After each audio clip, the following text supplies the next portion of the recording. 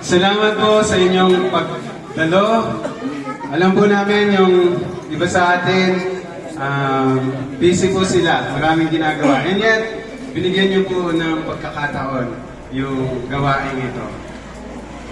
Ayan po, maraming salamat po sa inyong suporta. Magandang hapon po sa inyong lahat at welcome po namin kayo sa launching ng Margot Ministry. Ayan, when the time is right, the Lord will make it happen. Isaiah 60 verse 22. And salamat po sa bawat isa.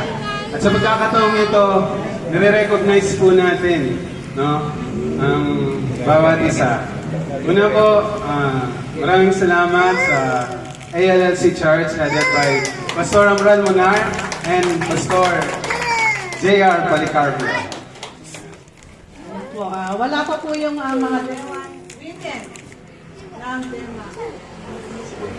Nandito rin po ang Winterlock City headed by Pastor Robert and Pastor Rebecca Tixman.